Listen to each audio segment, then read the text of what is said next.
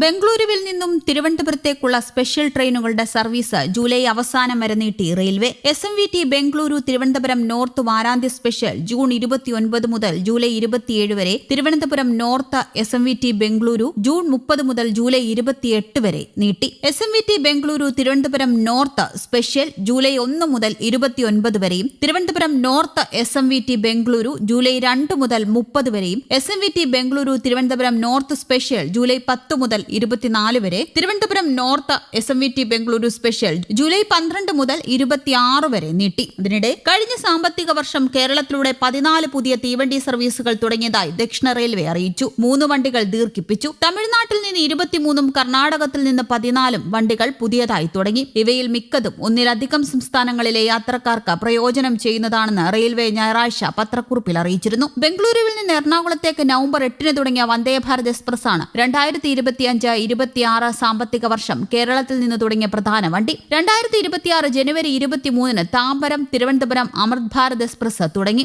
Charlapalli Thiruvananthapuram Amrit Bharat express, Palakkad Pollachi MEMU, Shoranur Nilambur MEMU, Guruvayur Thrissur passenger, Ernakulam Velankanni express, Nagercoil Mangaluru Amrit Bharat express, Mangaluru Tirunelveli express, Rameswaram Mangaluru express, Kollam Ernakulam MEMU, Thiruvananthapuram Mangaluru Antyodaya express, Kannur Kozhikode passenger, Palakkad Kannur express എന്നിവയാണ് മറ്റു വണ്ടികൾ. Mangaluru Kannur express പാലക്കാട്ടേക്കും, Bengaluru Kannur express കോഴിക്കോട്ടേക്കും, തിരുവനന്തപുരം മധുര അമൃത എക്സ്പ്രസ് രാമേശ്വരത്തേക്കും നീട്ടി. സർവീസ് ജൂൺ അവസാനം വരെ നീട്ടിയ ട്രെയിനുകൾ വേനൽ അവധിക്കാലത്തെയും സ്കൂൾ തുറക്കുന്ന സമയത്തെയും തിരക്ക് നിയന്ത്രിക്കാനാണ് പ്രധാനമായും ബംഗളൂരു കേരള റൂട്ടിലെ പ്രധാന ട്രെയിനുകൾ നീട്ടിയത്. ഈ ട്രെയിനുകൾ പുതുക്കിയ സമയക്രമവും ദിവസങ്ങളും അനുസരിച്ച് സർവീസ് തുടരുന്നതാണ്. സ്ഥിരപ്പെടുത്തിയ പ്രധാന സ്പെഷ്യൽ ട്രെയിനുകൾ സീസൺ തിരക്കുകൾക്കായി ഓടിച്ചിരുന്ന താഴെ പറയുന്ന സ്പെഷ്യൽ ട്രെയിനുകളാണ് ഇനി മുതൽ സ്ഥിരം എക്സ്പ്രസ് ട്രെയിനുകളായി സർവീസ് നടത്തുക. Visakhapatnam Kollam Visakhapatnam special, Thiruvananthapuram north Mangaluru special, ഇത് ഇനി മുതൽ അന്ത്യോദയ എക്സ്പ്രസ് ആയി മാറും. പാലക്കാട് കണ്ണൂർ സ്പെഷ്യൽ ഇനി മുതൽ പാലക്കാട് കണ്ണൂർ എക്സ്പ്രസ് ആകും. കണ്ണൂർ കോഴിക്കോട് സ്പെഷ്യൽ ഇനി മുതൽ കണ്ണൂർ കോഴിക്കോട് എക്സ്പ്രസ് ആകും. മംഗലാപുരം ഗോവ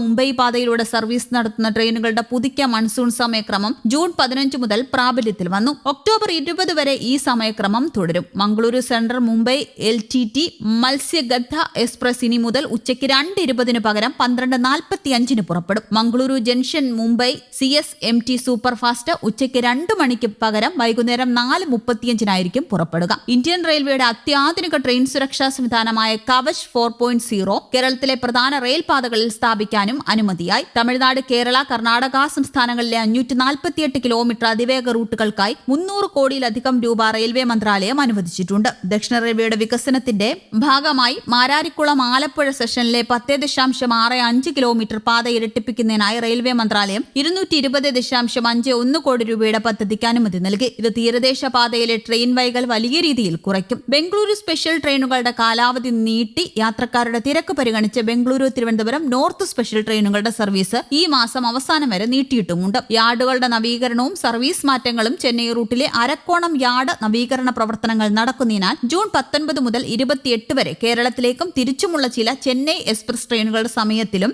സർവീസിലും മാറ്റങ്ങൾ ഉണ്ടാകാൻ സാധ്യതയുണ്ട്. News desk Kerala Kaumudi.